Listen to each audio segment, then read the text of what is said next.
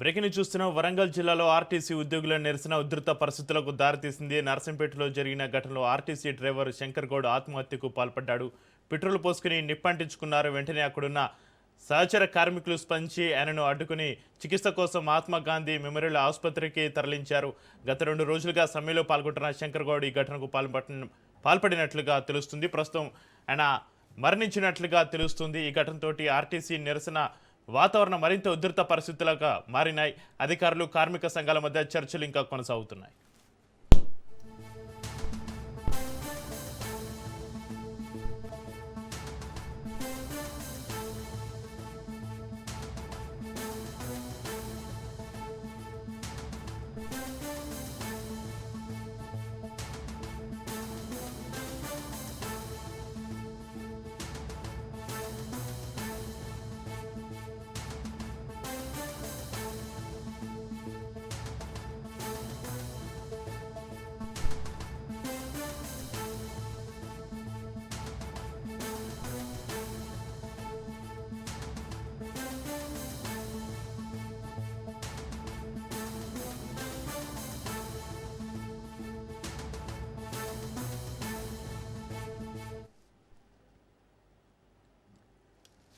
వరంగల్ జిల్లాలో ఆర్టీసీ ఉద్యోగుల నిరసన ఉధృత పరిస్థితులకు దారితీసింది. నర్సంపేటలో జరిగిన ఘటనలో ఆర్టీసీ డ్రైవర్ శంకర్ గౌడ్ ఆత్మహత్యకు పాల్పడ్డాడు.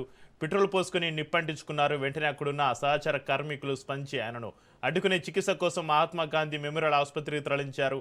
గత 2 రోజులుగా సమ్మెలో పాల్గొంటున్న శంకర్ గౌడ్ ఈ ఘటనకు పాల్పడినట్లుగా సమాచారం అందుతుంది.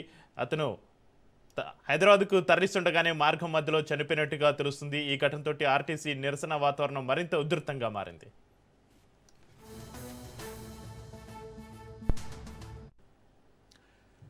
ఆర్టీసీ డ్రైవర్ ఆత్మహత్యకు సంబంధించి మరింత సమాచారాన్ని మా ప్రతినిధి చంద్రశేఖర్ ఫోన్లో అందిస్తారు. చంద్రశేఖర్, ఆర్టీసీ సమ్మెకు సంబంధించి ఆర్టీసీ కార్మికులు చేస్తున్న సమ్మెలో కొంత ఉద్రిక్త వాతావరణం అయితే చోటు చేసుకుంది. ఇటు ప్రభుత్వం వేధింపులు భరించలేక కొంత మనోవేదనకు గురవుతున్న డ్రైవర్ శంకర్ గౌడ్ ఎవరైతే ఉన్నారో వారు నర్సంపేట డిపోలో డ్రైవర్ గా పనిచేస్తున్నారు. తను పెట్రోల్ పోసుకొని మనోవేదన గురి పండించుకోవడం, వెంటనే అక్కడ ఉన్న కార్మికులు మంటను ఆర్పేసి అక్కడ నుంచి ఉట్టిన ఎంజిఎం కు తరలించారు.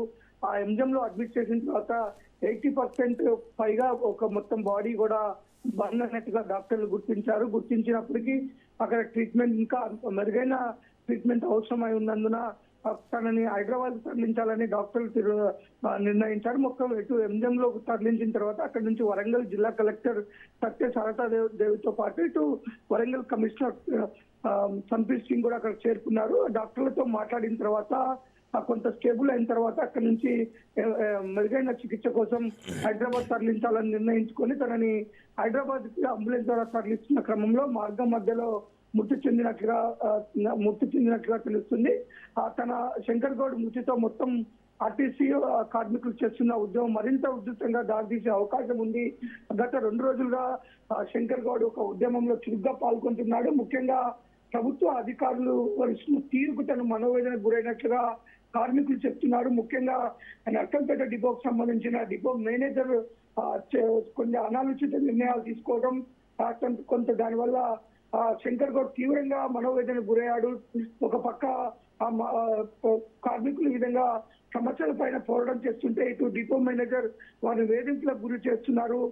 ఎట్లా ఈ విధంగా అయితే మన కార్మికుల సమ్మె ఏ విధంగా కొనసాగుతుంది, ప్రభుత్వం ఏ విధంగా సానుకూలంగా స్పందిస్తుంది, ఇదంతా కుట్రకోణం జరుగుతుంది, ఇలా అయితే కార్మికులకు అన్యాయం జరుగుతుందని ఒక మనోవేదనకు గురయ్యే తను ఎవరితో మాట్లాడకుండా వెళ్లి పెట్రోల్ తీసుకొచ్చుకొని ఆ బస్ స్టాండ్ సమీపంలో బస్ స్టాండ్ లోనే పెట్రోల్ మీద పోసుకొని నిప్పండించుకోవడం, తర్వాత తను భారీ గాయాలు కూడా బాగా కాలిపోవడంతోనే తను మృతి చెందినట్లుగా మనకి సమాచారం అందుతుంది. ఎందుకంటే ఎండాకాలం ఆ బాడీ మొత్తం కూడా 80% బర్న్ అవ్వడంతో డాక్టర్లు ఎంజిఎం కు తీసుకొచ్చినప్పటికీ ఇక్కడ అత్యవసర చికిత్సకు మెరుగైన చికిత్స అందించాలంటే హైదరాబాద్ తరలించాలని ఇటు జిల్లా కలెక్టర్ ఇటు వరంగల్ కమిషనర్ డాక్టర్లతో మాట్లాడిన తర్వాత ప్రభుత్వం పరంగా ఇటు అంబులెన్స్ ద్వారా తరలిస్తున్నట్టు మార్గం మధ్యలో మృతి చెందారు. మొత్తం ఆర్టీసీ కార్మికులందరూ కూడా ఈ యొక్క శంకర్ గౌడ్ మృతి పైన తీవ్రంగా దిగ్భ్రాంతికి లోనవడం జరిగింది.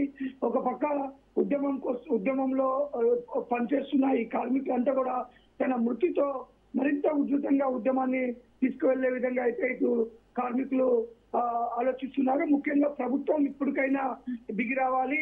ఇలాంటి మరణాలు మనం చూస్తున్నాం. వరుసగా ఇటు నల్గొండలో కానీ నల్గొండలో కూడా పెట్రోల్ పోసుకోవడం జరిగింది. ఇటు ఇక్కడ మన ఖమ్మంలో కూడా ఆత్మహత్య ప్రయత్నించడం జరిగింది. ఇవన్నీ చూస్తే కొంత ప్రభుత్వం కూడా దిగి రావాలి. శంకర్ గౌడ్ మరణంతో మరింత మరణాలు పెరగకుండా ఉండే విధంగా ప్రభుత్వం ముందుకు వచ్చి ఈ యొక్క ఆర్టీసీ కార్మికుల పక్షాన నిలబడాలి. ఆర్టీసీ కార్మికులు చేస్తున్న న్యాయమైన డిమాండ్లను నెరవేర్చి వారి సమ్మెను విరమించుకునే విధంగా ప్రభుత్వం ముందుకు రావాలి.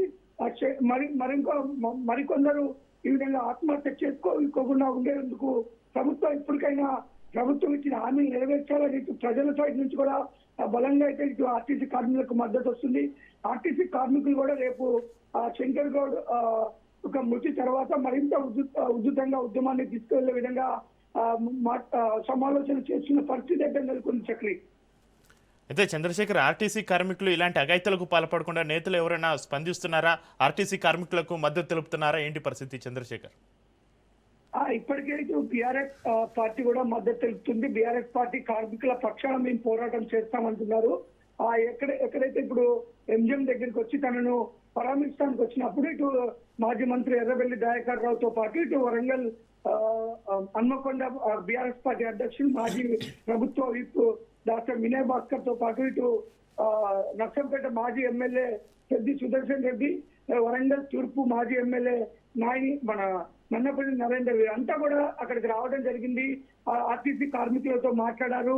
మీరందరూ మనోధైర్యంగా ఉండండి, మేమందరం మీ తరఫున పోరాటం చేస్తామని ప్రతిపక్షాలు కూడా మద్దతు ఇస్తున్న పరిస్థితి. అంతేకాదు ఇది ప్రభుత్వం నుంచి కూడా ఈ రోజు జరిగిన కేబినెట్ లో కూడా ఆర్టీసీకి సంబంధించి సమ్మెకు సంబంధించి మాట్లాడడం జరిగింది. ప్రభుత్వ పెద్దలు మంత్రులు కూడా పిలుపునిచ్చారు.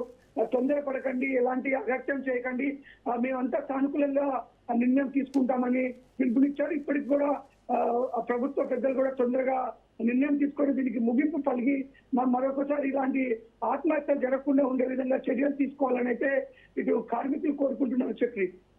Right, thank you Chandrasekhar.